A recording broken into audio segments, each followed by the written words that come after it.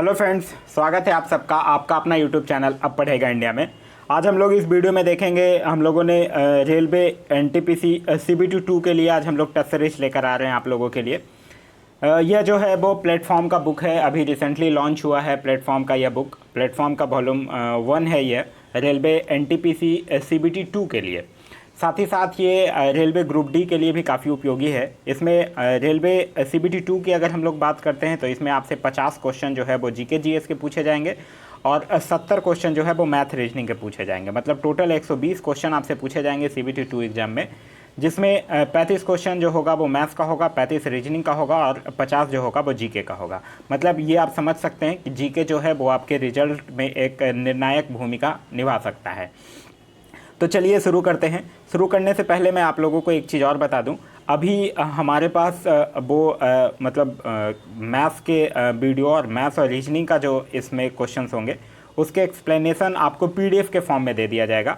PDF आप लोग download कर लीजिएगा टेलीग्राम ग्रुप से जाकर, उसका लिंक जो है वो डिस्क्रिप्शन में दिया गया है, वहाँ से जाकर आप ग्रुप ज्वाइन कर लीजिए और वहाँ आपको PDF मिल जाएगा। उस PDF में मैथ्स का सॉल्यूशन और रीजनिंग का सॉल्यूशन, दोनों का सॉल्यूशन जो है वो प्रोवाइड करवा दिया गया है।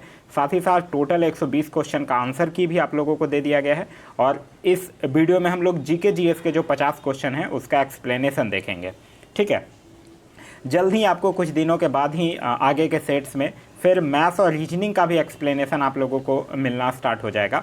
अभी थोड़ा वो राइटिंग का इशूज़ है, इसके कारण वो आप लोगों को नहीं मिल रहा है, वो जल्द ही वो भी आप लोगों को प्रोवाइड करवा दिया जाएगा। तो चलिए बढ़ते हैं अपने क्वेश्चंस की तरफ। आज का जो हमारा पहला क्वेश्चन है वो यह कह रहा है कि दादा भाई नौरोजी जो है वो गणित एवं भौतिकी विज्ञान के प्रोफेसर के रूप में कहाँ नियुक्त किए गए थे। तो यह जो है वो एलिफिंस्टन कॉलेज मुंबई में नियुक्त किए गए थे। तो इस क्वेश्चन का सही आंसर होगा option number D, Elphinstone college Mumbai में। वहीं दादा भाई नौरोजी से कुछ और याद रखने वाली बातें हैं, जैसे दादा भाई नौरोजी जो है वो 1843 में ब्रिटिश सार्वजनिक सभा की स्थापना किए थे।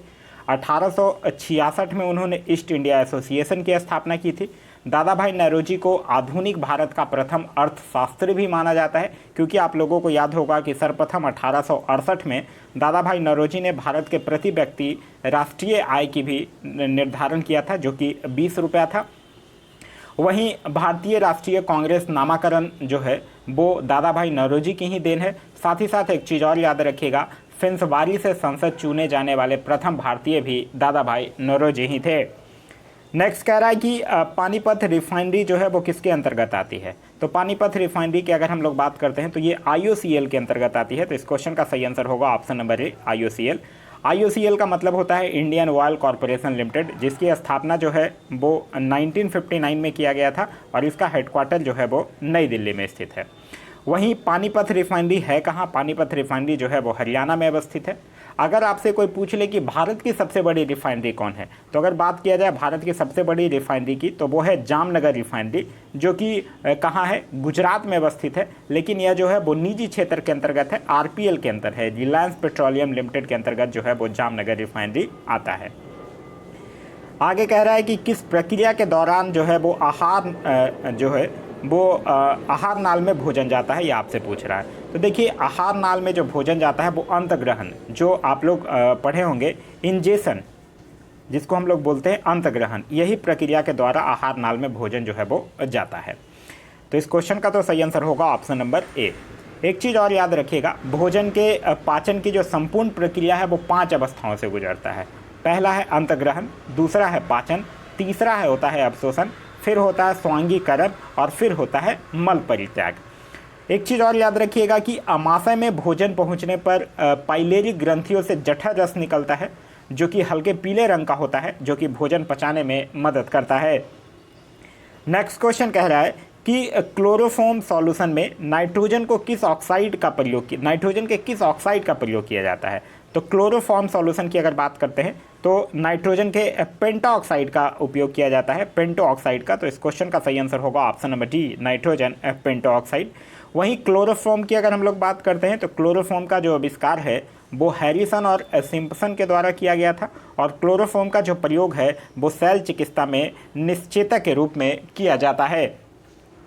नेक्स्ट कह रहा है कि तरल अवस्था से गैसीय अवस्था में रूपांतरण को क्या कहा जाता है। तो इसको इवोपोरेशन यानी बाष्पीकरण कहा जाता है। तो इस क्वेश्चन का सही आंसर जो होगा वो होगा ऑप्शन नंबर सी, बाष्पीकरण कहा जाता है। देखिए कोई भी जो द्रव होगा उसके खुली सतह से कोई भी ताप पर धीरे धीरे द्रव का वाष्प में बदलना ही क्या कहलाता है, बाष्पीकरण कहलाता है। नेक्स्ट कह रहा है कि जड़त्व यानी कि इनर्शिया का जो नियम है वो किसके द्वारा प्रतिपादित किया गया था। तो जड़त्व का जो नियम है वो गैलीलियो के द्वारा प्रतिपादित किया गया था। तो इस क्वेश्चन का जो सही आंसर होगा वो होगा ऑप्शन नंबर ए। देखिए जड़त्व का नियम होता क्या है, जड़त्व का नियम हमें यह बताता है कि कोई वस्तु जिस अवस्था में है उसी अवस्था में रहेगी जब तक कि उस पर कोई बाहरी बल जो है वो आरोपित नहीं किया जाए। देखिए एक चीज़ और जड़त्व से याद रखिएगा कि वस्तु का द्रव्यमान जितना अधिक होगा जड़त्व उतना ही अधिक होता है। नेक्स्ट कह रहा है कि सॉरी ये यहाँ नहीं होगा, ये ग्रहों की गति होना चाहिए, ये ग्रहों लिखा हुआ है। कह रहा है कि ग्रहों की गति के बारे में निम्नलिखित कथनों में से कौन सा सत्य है। तो कह रहा है कि एक ग्रह की कक्षा 2 केंद्र बिंदु में से एक में सूर्य के साथ अंडाकार है। तो यही सही है। तो इस क्वेश्चन का सही आंसर होगा ऑप्शन नंबर ए। ग्रहों की गति का नियम जो है वो केपलर ने दिया था, ये आपको याद रखना होगा। नेक्स्ट कह रहा है कि कुष्ठ रोधी दिवस जो है वो कब मनाया जाता है। तो कुष्ठ रोधी दिवस जो है वो 30 जनवरी को मनाया जाता है। तो इस क्वेश्चन का सही आंसर होगा ऑप्शन नंबर डी। 30 जनवरी को ही महात्मा गांधी की पुण्यतिथि है, 30 जनवरी को ही शहीद दिवस मनाया जाता है। 30 जनवरी को शहीद दिवस तो मनाया ही जाता है, साथ ही साथ कुष्ठ रोधी दिवस भी मनाया जाता है। कुष्ठ रोग जो होता है वो तंत्रिका तंत्र त्वचा को प्रभावित करता है और माइक्रोबैक्टीरिया लेप्री से कुष्ठ रोग होता है। वहीं जनवरी के कुछ अनइम्पॉर्टेंट डेज भी आप याद रखिएगा, जैसे 9 जनवरी को प्रवासी भारतीय दिवस, 10 जनवरी को विश्व हिंदी दिवस, 12 जनवरी को राष्ट्रीय युवा दिवस, 23 जनवरी को पराक्रम दिवस और 25 जनवरी को राष्ट्रीय मतदाता दिवस जो है वो मनाया जाता है। नेक्स्ट कह रहा है कि रामसार के अंतर्गत भारत में आर्द्रभूमि स्थल की संख्या कितनी है। तो आर्द्रभूमि स्थल की संख्या जो है वो है 46। ये जब क्वेश्चन फ्रेम हुआ होगा तब हुआ होगा 42, लेकिन अभी आप लोग रिसेंटली करंट अफेयर में पढ़े होंगे कि 4 जो है वो और ऐड कर दिया गया है। 2 जो है वो गुजरात का है और 2 जो है वो हरियाणा का है। ये 4 आर्द्रभूमि के ऐड हो जाने के बाद भारत में अभी आर्द्रभूमि स्थल की जो कुल संख्या है वो हो गई है 46, याद रखिएगा। एक चीज़ और याद रखिएगा रामसार स्थल के बारे में कि 1971 में रामसार में आर्द्रभूमि से संबंधित विश्व स्तर का सम्मेलन हुआ था। नेक्स्ट कह रहा है कि एक कंप्यूटर प्रोग्राम जो सोर्स कोड को ऑब्जेक्ट कोड में बदलता है। तो सोर्स कोड को ऑब्जेक्ट कोड में कौन बदलता है, कंपाइलर। तो इस क्वेश्चन का जो सही आंसर होगा वो होगा option number C, compiler. Computer की बात करते हैं तो याद रखिएगा 2 दिसंबर को कंप्यूटर साक्षरता दिवस जो है वो मनाया जाता है। नेक्स्ट कह रहा है कि RMAB ये एक दवा है, ठीक है, इसका फुल फॉर्म ही जान लीजिएगा तो इसका आंसर आपको मिल जाएगा। अपने वर्ग में दुनिया की पहली तेज़ी से काम करने वाली दवा जल्द ही भारत में लॉन्च होने वाली है। यह दवा जो है वो किस बीमारी में काम आती है। देखिए RMAB का फुल फॉर्म की अगर हम लोग बात करते हैं तो इसका फुल फॉर्म जो होता है वो होता है रैबीज ह्यूमन मोनोक्लोनल एंटीबॉडी। ठीक है, मैं रिपीट कर रहा हूँ, रैबीज ह्यूमन मोनोक्लोनल एंटीबॉडी। तो अभी रैबीज का नाम आ गया तो इसे क्लियर हो गया कि ये क्या है, रैबीज रोधी दवा है। तो इस क्वेश्चन का सही आंसर तो होगा ऑप्शन नंबर बी। रैबीज के बारे में आपने एक चीज़ भी पढ़ा होगा कि जो लुई पास्चर थे वो रैबीज के टीका की खोज किए थे। नेक्स्ट कह रहा है कि कम दूरी की वायरलेस कनेक्टिविटी की सुविधा प्रदान करता है। तो कौन करता है, ब्लूटूथ करता है। तो इस क्वेश्चन का सही आंसर होगा ऑप्शन नंबर सी, ब्लूटूथ। वहीं मॉडेम की बात करते हैं तो मॉडेम से याद रखिएगा, मॉडेम एक ऐसा उपकरण है जो कंप्यूटर के डेटा को संचारित करने में सक्षम बनाता है। और अगर फायरवॉल की बात करते हैं तो इसका प्रयोग जो है वो अनधिकृत इंटरनेट उपयोगकर्ताओं को इंटरनेट से जुड़े व्यक्तिगत नेटवर्क मुख्यतः इंट्रानेट का प्रयोग करने से रोकने के लिए किया जाता है। नेक्स्ट कह रहा है कि इसरो ने एस्ट्रोस्टैट, ठीक है, एस्ट्रोसेट नामक भारत के पहले समर्पित खगोल विज्ञान उपग्रह मिशन का शुभारंभ कब किया था। तो यह किया था 2015 में। तो इस क्वेश्चन का सही आंसर होगा ऑप्शन नंबर डी, 2015 में। एस्ट्रोसैट जो है वो भारत की पहली समर्पित बहुतरंगधैर्य अंतरिक्ष वेधशाला है। वहीं अगर हम लोग इसरो की बात करते हैं तो इसरो जो है वो भारतीय अंतरिक्ष अनुसंधान संगठन का एक संक्षिप्त नाम है, जिसकी स्थापना जो है वो 15 अगस्त 1969 को किया गया था और इसका हेडक्वार्टर जो है वो बेंगलुरु में स्थित है। नेक्स्ट कह रहा है कि इनमें से किस देश में सबसे छोटे सिक्के को पैसा नहीं कहा जाता है। तो देखिए भारत में पैसा कहा जाता है सबसे छोटे सिक्के को, पाकिस्तान में भी, नेपाल में भी, श्रीलंका में नहीं कहा जाता है। तो इस क्वेश्चन का सही आंसर होगा option number D, Sri Lanka.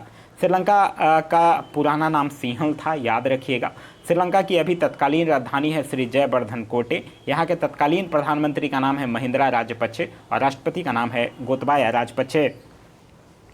Next कह रहा है कि भारत आने वाले निम्नलिखित विदेशी आगंतुकों का विचार कीजिए और इनका सही क्रम क्या है भारत भ्रमण का, उसके अनुसार इसको अरेंज कीजिए। देखिए इसका सही क्रम अरेंज कीजिएगा तो सबसे पहले नंबर पे होगा मेगास्थनीज, फिर होगा फाहियान, फिर होगा हेनसोंग और फिर होगा अल-बरूनी। तो इस क्वेश्चन का तो आंसर हो जाएगा ऑप्शन नंबर सी। लेकिन देखिए अगर हम लोग बात करते हैं मेगास्थनीज की, तो मेगास्थनीज जो था वो सेल्यूकस निकेटर का राजदूत था जो चंद्रगुप्त मौर्य के शासनकाल में भारत आया था। फाहियान की अगर बात कीजिएगा तो फाहियान चंद्रगुप्त द्वितीय के शासनकाल में भारत आया था, एक बौद्ध यात्री था। हेनसोंग की अगर बात करते हैं तो वो हर्षवर्धन के शासनकाल में आया था, एक चीनी यात्री था यह भी। और अल-बरूनी की अगर बात करते हैं तो अल-बरूनी जो था वो इंद्र तृतीय के काल में आया था, जो कि महमूद गजनी के दरबार में रहता था। नेक्स्ट कह रहा है कि तुगलक वंश में दिल्ली सल्तनत का अंतिम शासक कौन था। तो तुगलक वंश में दिल्ली सल्तनत का अंतिम शासक कौन था नसरुद्दीन महमूद तुगलक। तो इस क्वेश्चन का जो सही आंसर होगा वो होगा option number C, Mahmud Shah Tughlaq. देखिए तुगलक वंश का शासन कब से कब था। तुगलक वंश का शासन था 1320 से लेकर 1398 तक।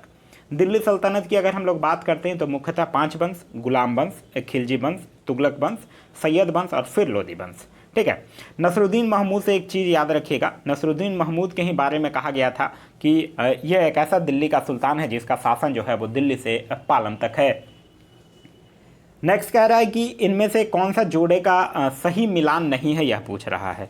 पूर्ण स्वराज संकल्प 1929 बिल्कुल सुमेलित है, क्योंकि पंडित जवाहरलाल नेहरू जो थे वो कांग्रेस के 1929 के ही लाहौर अधिवेशन में पूर्ण स्वराज की मांग रखी थी। कह रहा सरदार भगत सिंह की शहादत 1931, ये भी बिल्कुल सही है, क्योंकि 23 मार्च 1931 को ही भगत सिंह, सुखदेव और राजगुरु को फांसी पर लटका दिया गया था। कांग्रेस सोशलिस्ट पार्टी का गठन 1938, ये गलत है, क्योंकि कांग्रेस सोशलिस्ट पार्टी का जो गठन है वो 1934 में जयप्रकाश नारायण के द्वारा किया गया था। तो इस क्वेश्चन का सही आंसर होगा ऑप्शन नंबर सी। वहीं शिमला सम्मेलन 1945, ये बिल्कुल सही है। शिमला सम्मेलन जो है वो 12 जून से लेकर 25 जून 1945 तक आयोजित किया गया था। आगे कह रहा है सूची 1 और सूची 2 को मिलान करने के लिए एक साइड शहर है, दूसरे साइड नदियां हैं। जबलपुर की अगर बात करते हैं तो जबलपुर जो है वो नर्मदा नदी के किनारे बसा है। पेरिस की अगर बात करते हैं तो यह सीन नदी के किनारे बसा हुआ है। लंदन की अगर बात करते हैं तो यह टेम्स नदी के किनारे बसा हुआ है। और लाहौर जो है वो रावी नदी के किनारे बसा हुआ है। तो इस क्वेश्चन का जो सही आंसर होगा वो होगा ऑप्शन नंबर ए। नेक्स्ट कह रहा है कि क्षेत्रफल के अनुसार भारत के सबसे बड़े राज्य इनमें से कौन है। तो देखिए क्षेत्रफल के अनुसार अगर बात करते हैं तो पहले नंबर पे राजस्थान, फिर महाराष्ट्र, फिर मध्य प्रदेश, फिर उत्तर प्रदेश। तो इस क्वेश्चन का जो सही आंसर होगा वो होगा ऑप्शन नंबर ए, राजस्थान, महाराष्ट्र और मध्य प्रदेश। वहीं अगर आपसे पूछ ले कि सबसे छोटा राज्य कौन है क्षेत्रफल के दृष्टि से, तब आपका आंसर जो होगा वो होगा गोवा। गोवा जो है वो सबसे छोटा राज्य है क्षेत्रफल की दृष्टि से। और अगर जनसंख्या के दृष्टि से सबसे छोटा पूछ दे, तब जनसंख्या के दृष्टि से अगर सबसे छोटा पूछ देता है तो आपका आंसर जो होगा वो हो जाएगा सिक्किम।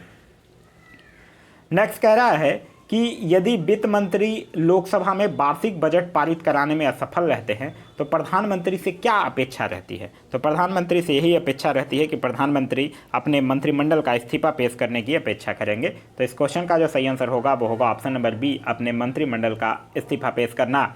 देखिए एक्चुअली भारत में है संसदीय प्रणाली, जिसको कि हम लोग प्रधानमंत्री प्रणाली या मंत्रिमंडल शासन प्रणाली के नाम से जानते हैं।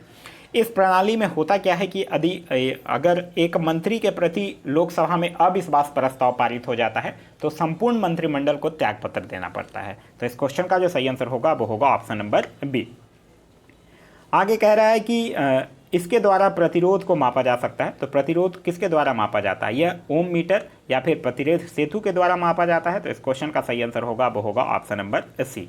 वहीं अगर हम लोग एमीटर की बात करते हैं तो एमीटर के द्वारा विद्युत धारा को मापा जाता है। और अगर वोल्ट मीटर की बात करते हैं तो वोल्ट मीटर के द्वारा विभवांतर को मापा जाता है। नेक्स्ट कह रहा है कि वायु प्रदूषण के मामले में वनस्पति का सबसे अधिक प्रभावित होने वाला हिस्सा कौन है। तो वायु प्रदूषण से वनस्पति के पत्ती का जो रंग होता है वो बदल जाता है और वो हल्का पीले रंग जैसा दिखाई देना शुरू होता है। तो इस क्वेश्चन का सही आंसर होगा ऑप्शन नंबर सी, वनस्पति की पत्तियां। नेक्स्ट कह रहा है कि वो अभिक्रिया जिसमें अभिकारकों के बीच आयनों का आदान प्रदान शामिल है कहा जाता है, उसको डबल डिस्प्लेसमेंट रिएक्शन कहा जाता है, यानी कि दोहरा विस्थापन अभिक्रिया। तो इस क्वेश्चन का सही आंसर होगा ऑप्शन नंबर डी, दोहरा विस्थापन अभिक्रिया। देखिए, विस्थापन अभिक्रिया एक ऐसी रासायनिक अभिक्रिया होती है जिसमें ज़्यादा जो अभिक्रियाशील होता है, मतलब जो ज़्यादा रिएक्टिव तत्व होता है, वो अपने यौगिक से जो लेस रिएक्टिव तत्व होता है उसको विस्थापित कर देता है, डिस्प्लेस कर देता है। उसी को हम लोग बोलते हैं डबल डिस्प्लेसमेंट रिएक्शन। नेक्स्ट कह रहा है कि जब एक अम्ल जो है वो सोडियम कार्बोनेट के साथ अभिक्रिया करता है तब कौन सी गैस का उत्पादन होता है। देखिए, जब कोई अम्ल जो है वो अगर सोडियम कार्बोनेट के साथ अभिक्रिया करेगा, मतलब सोडियम कार्बोनेट है तो सोडियम कार्बोनेट यानी Na2CO3, NO2CO3 जिसको कि हम लोग धोबन सोडा यानी बासिंग सोडा के नाम से भी जानते हैं, उसके साथ अगर रिएक्शन करेगा तो वो कार्बन डाइऑक्साइड गैस का उत्पादन करेगा। तो इस क्वेश्चन का जो सही आंसर होगा वो होगा option number D, carbon dioxide. आगे कह रहा है भारत के संविधान की मौलिक अधिकारों की सूची में से निम्नलिखित में से किस संशोधन के द्वारा संपत्ति के अधिकार को हटा दिया गया था। तो संपत्ति को अधिकार को हटाया गया 44वां संविधान संशोधन 1978 के द्वारा, और फिर जो है उसको मौलिक अधिकारों की श्रेणी से हटाकर अनुच्छेद 300 क के अंतर्गत कानूनी अधिकार में रख दिया गया है। इसीलिए मूल संविधान में 7 मौलिक अधिकार थे, लेकिन वर्तमान में अभी 6 मौलिक अधिकार ही रह गए हैं। तो इस क्वेश्चन का जो सही आंसर होगा वो होगा ऑप्शन नंबर बी, 44वां संविधान संशोधन 1978। देखिए, एक्चुअली जो ये 44वां संविधान संशोधन 1978 था वो 42वां संविधान संशोधन अधिनियम में जो विसंगतियां आ गई थी उसी को दूर करने के लिए लाया गया था। नेक्स्ट कह रहा है कि संयुक्त राष्ट्र विकास कार्यक्रम के द्वारा मानव विकास सूचकांक की अवधारणा को कब प्रथम बार जारी किया गया था। तो यह किया गया था 1990 में। तो इस क्वेश्चन का तो सही आंसर होगा ऑप्शन नंबर ए, 1990। याद रखिएगा, मानव विकास सूचकांक अभी जो 2020 का मानव विकास सूचकांक है वो टोटल 189 देश उसमें शामिल हुए थे, जिसमें हमारे भारत का जो रैंक है वो है 131वां। ठीक है, संयुक्त राष्ट्र विकास कार्यक्रम की बात करते हैं, मतलब कि UNDP की बात कीजिएगा तो इसका फुल फॉर्म जो होगा वो होगा यूनाइटेड नेशन डेवलपमेंट प्रोग्राम, और इसकी स्थापना जो हुई है UNDP की वो हुआ है 1965 में, और इसका हेडक्वार्टर जो है वो न्यूयॉर्क में स्थित है। आगे कह रहा है कि तारापोर समिति निम्नलिखित में से किससे संबंधित है। तो तारापोर समिति जो था वो पूर्ण पूंजीगत खाते की परिवर्तनीयता से संबंधित था। तो इस क्वेश्चन का जो सही आंसर होगा वो होगा ऑप्शन नंबर बी। नेक्स्ट कह रहा है कि जो पद है बोगी, यह शब्द जो है वो किससे संबंधित है। तो यह जो शब्द है वो गोल्फ से संबंधित है। तो इस क्वेश्चन का सही आंसर होगा ऑप्शन नंबर बी, गोल्फ। देखिए, बोगी हो गया, फोरसम हो गया, उसके बाद फिर आयरन हो गया, लिम्स हो गया, पुट हॉल हो गया, ये सब जो है इसका संबंध जो है वो गोल्फ से है। गोल्फ से याद रखिएगा, कुछ कप के नाम भी गोल्फ से अक्सर पूछे जाते हैं, जैसे Baker cup, circuit cup, Ryder cup, Dunhill cup, prince of Wales cup, ये सब का संबंध जो है वो गोल्फ से है।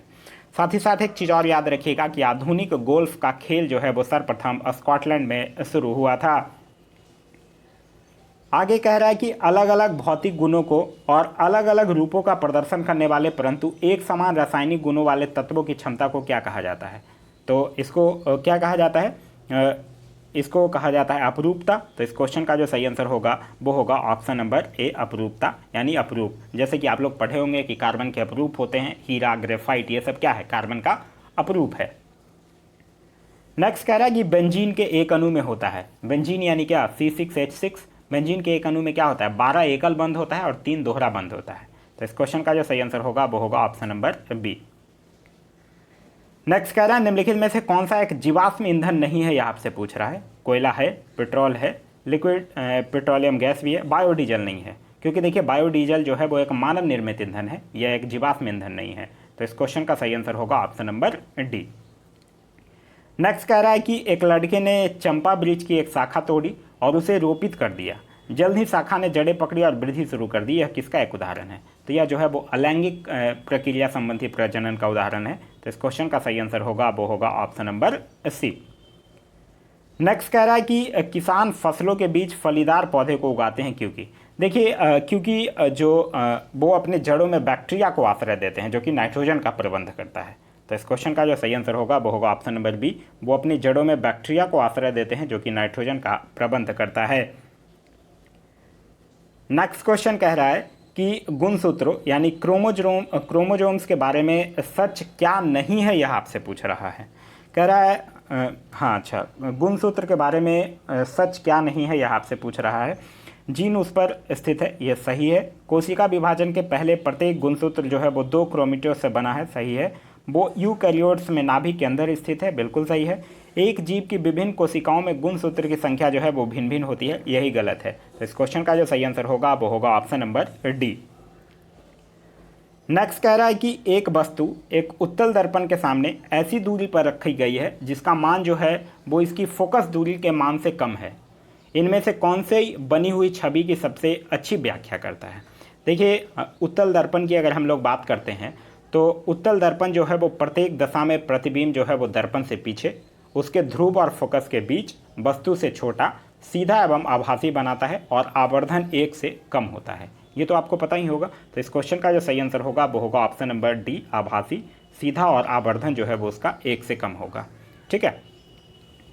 नेक्स्ट कह रहा प्रवासी भारतीय दिवस 2021 का विषय क्या है। पहले तो यही जान लीजिए कि प्रवासी भारतीय दिवस जो है वो 9 जनवरी को मनाया जाता है और इस बार जो इसका थीम था वो क्या था, वो था कंट्रीब्यूटिंग टू आत्मनिर्भर भारत। तो इस क्वेश्चन का सही आंसर होगा ऑप्शन नंबर ए। नेक्स्ट कह रहा अभ्यास शक्ति भारत और किस देश के बीच संयुक्त युद्धाभ्यास है। तो अभ्यास शक्ति जो है वो भारत और फ्रांस के बीच होता है। तो इस क्वेश्चन का सही आंसर होगा ऑप्शन नंबर बी, भारत और फ्रांस के बीच। भारत और फ्रांस की बात करते हैं तो 2 और याद रखिएगा युद्धाभ्यास के नाम, एक है बरूना 2021 और दूसरा है डेजर्ट नाइट 21। नेक्स्ट कह रहा है कि खेलो इंडिया विंटर गेम्स का दूसरा संस्करण कहाँ आयोजित होगा। तो गुलमर्ग में। तो इस क्वेश्चन का सही आंसर होगा वो होगा ऑप्शन नंबर बी। नेक्स्ट कह रहा है गोवा में आयोजित 51वें भारतीय अंतर्राष्ट्रीय फिल्म महोत्सव के लिए कंट्री इन फोकस किसे चुना गया था। तो कंट्री इन फोकस जो है वो बांग्लादेश को चुना गया था। तो इस क्वेश्चन का सही आंसर होगा ऑप्शन नंबर बी, बांग्लादेश। वहीं 51वें भारतीय अंतर्राष्ट्रीय फिल्म महोत्सव से याद रखिएगा, इसका जो सबसे फेमस अवार्ड होता है उसको गोल्डन पीकॉक अवार्ड कहते हैं, जो कि बेस्ट फिल्म का अवार्ड होता है। और ये जो 51वां भारतीय अंतर्राष्ट्रीय फिल्म है, इसमें जो बेस्ट फिल्म यानी कि गोल्डन पीकॉक अवार्ड जो दिया गया है वो इनटू द डार्कनेस फिल्म को दिया गया है, जो कि डेनमार्क की एक फिल्म है। नेक्स्ट कह रहा है WHO ने 2020 को कौन सा वर्ष घोषित किया है। तो WHO जो है वो 2020 को औपचारिका और प्रसाविका वर्ष घोषित किया है। तो इस क्वेश्चन का सही आंसर होगा ऑप्शन नंबर डी। WHO की बात करते हैं तो आप लोगों को याद ही होगा, इसका फुल फॉर्म है वर्ल्ड हेल्थ ऑर्गेनाइजेशन। हेडक्वार्टर है जेनेवा में, स्थापना हुई है 1948 में और इसका डायरेक्टर जनरल का नाम है टेड्रोस अधानोम। नेक्स्ट कह रहा है अमेरिका ने चीन को किस जगह का दूतावास बंद करने का आदेश दिया है। तो ये दिया है ह्यूस्टन का। तो इस क्वेश्चन का सही आंसर होगा ऑप्शन नंबर सी। नेक्स्ट कह रहा है भारत की शीर्ष professional football league Indian super league का 5वां संस्करण का खिताब किसने जीता है। तो यह 5वां संस्करण का जो खिताब है वो किसके द्वारा जीता गया है, बेंगलुरु के द्वारा। तो इस क्वेश्चन का सही आंसर होगा वो होगा ऑप्शन नंबर बी। नेक्स्ट कह रहा है कि निम्नलिखित में से कौन सा देश जो है वो अरब देश नहीं है। तो यहाँ पे इजराइल जो है वो अरब देश नहीं है, क्योंकि इजराइल एक यहूदी देश है। तो इस क्वेश्चन का सही आंसर होगा option number A, Israel. Israel अरब देश नहीं है बल्कि एक यहूदी देश है। इजराइल की राजधानी है यरूशलेम।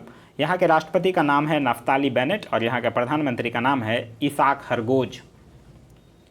नेक्स्ट कह रहा है ओपेक का मुख्यालय कहाँ है। ओपेक यानी the organization of petroleum exporting country, जो कि एक प्रमुख तेल उत्पादक देशों का समूह है और इसका मुख्यालय जो है वो वियना ऑस्ट्रिया में है। तो इस क्वेश्चन का सही आंसर होगा ऑप्शन नंबर सी और इसकी स्थापना जो है वो 1960 में बगदाद में किया गया था।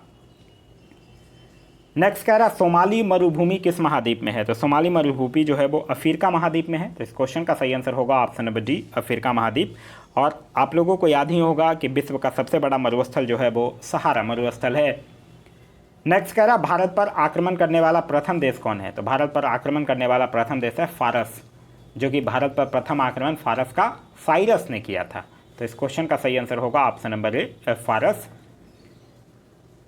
नेक्स्ट कह रहा है जैव विविधता दिवस जो है वो कब मनाया जाता है। तो जैव विविधता दिवस 22 मई को मनाया जाता है। तो इस क्वेश्चन का सही आंसर होगा ऑप्शन नंबर ए। और इस बार यानी 2021 का जो थीम था वो था we are part of a solution. ठीक है, क्या था, we are part of a solution जो था वो जैव विविधता दिवस का थीम था 2021 का। यह 22 मई को मनाया जाता है। मई के अनइम्पॉर्टेंट कुछ डेज भी याद रखिएगा, जैसे 1 मई को अंतर्राष्ट्रीय श्रम दिवस जिसको कि मजदूर दिवस कहा जाता है। 3 मई को अंतर्राष्ट्रीय प्रेस स्वतंत्रता दिवस, 8 मई को विश्व रेड क्रॉस दिवस, 12 मई को अंतर्राष्ट्रीय नर्स दिवस और 31 मई को विश्व तंबाकू निषेध दिवस जो है वो मनाया जाता है। आगे कह रहा है धन विधेयक यानी मनी बिल को कहाँ पुनः स्थापित किया जा सकता है। तो धन विधेयक जो है वो केवल लोकसभा में ही पुनः स्थापित किया जा सकता है। तो इस क्वेश्चन का सही आंसर होगा ऑप्शन नंबर ए, लोकसभा में ही पुनः स्थापित किया जा सकता है। और धन विधेयक को सर्वप्रथम लोकसभा में ही लाया जा सकता है। एक चीज़ याद रखिएगा, धन विधेयक का परिभाषा जो है वो अनुच्छेद 110 में वर्णित है, ठीक है। और धन विधेयक जो है वो राज्यसभा धन विधेयक को केवल 14 दिनों तक ही रोक कर रख सकता है। और कोई भी विधेयक जो धन विधेयक है या नहीं, इस पर अंतिम फैसला जो है वो स्पीकर का होता है। नेक्स्ट कह रहा है कि फ्रांस में स्वतंत्रता, सामान्यता और भ्रातृत्व का नारा कब बुलंद हुआ। तो ये कब हुआ, जब फ्रांस की क्रांति प्रारंभ हुई थी 1789 में। तो इस क्वेश्चन का सही आंसर होगा ऑप्शन नंबर सी, 1789 में, क्योंकि आपने पढ़ रखा होगा कि 14 जुलाई 1789 को फ्रांस की क्रांति शुरू हुई थी। और फ्रांस की राजक्रांति किसके शासनकाल में हुआ था, लुई 16वां के शासनकाल में हुआ था। नेक्स्ट कह रहा है कि पानी का कोई भी रूप जो बादलों से गिरता है उसे क्या कहते हैं। तो उसको प्रिसिपिटेशन कहा जाता है। तो इस क्वेश्चन का सही आंसर होगा ऑप्शन नंबर सी, प्रिसिपिटेशन कहा जाता है। पानी के बारे में आप लोगों को पता ही होगा, पानी जो है वो हाइड्रोजन के एक अणु और ऑक्सीजन के एक अणु, हाइड्रोजन के 2 अणु मतलब H2O से बनकर मिलता है पानी।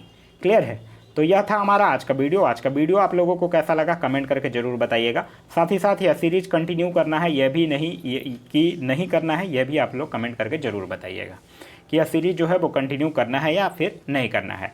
मैं आप लोगों को बताया है कि इसमें 50 क्वेश्चन जो है वो मैं डिस्कस किया हूँ आप लोगों के सामने। बाद बाकी जो मैथ्स के क्वेश्चन हैं 35 क्वेश्चन और 35 क्वेश्चन जो रीजनिंग के क्वेश्चन हैं, इन दोनों का सॉल्यूशन जो है वो PDF में अटैच्ड है। PDF आप वीडियो के डिस्क्रिप्शन में जाकर लिंक दिया हुआ है, वहाँ से जाकर आप टेलीग्राम ग्रुप ज्वाइन कर लीजिए और वहाँ आपको इसका PDF मिल जाएगा। या तो फिर आप जाकर टेलीग्राम में सर्च कर सकते हैं अब पढ़ेगा इंडिया, वहाँ आपको इसका PDF जो है वो प्रोवाइड करवा दिया जाएगा। एक्चुअली इसका डिस्कशन भी करवा दिया जाएगा आप लोगों को जल्द ही, मैथ्स रीजनिंग का भी डिस्कशन। एक्चुअली वो राइटिंग का मतलब मैथ्स के लिए वो बाकायदा बोर्ड वोर्ड होना चाहिए, तो वो अभी अवेलेबल नहीं है, इसके कारण आप लोगों को नहीं करवाया जा रहा है। वीडियो पसंद आया तो अपने दोस्तों के साथ शेयर ज़रूर कीजिए। वीडियो से कुछ सीखने के लिए मिला तो एक लाइक ज़रूर कीजिए। अगर अभी तक आप इस चैनल पर नए हैं या चैनल को सब्सक्राइब नहीं किए हैं तो चैनल को सब्सक्राइब कर लीजिए और साथ ही साथ बेल आइकन दबा लीजिए ताकि हमारे सारे वीडियो के नोटिफिकेशन जो है वो आपको मिलते रहें। Thanks for watching.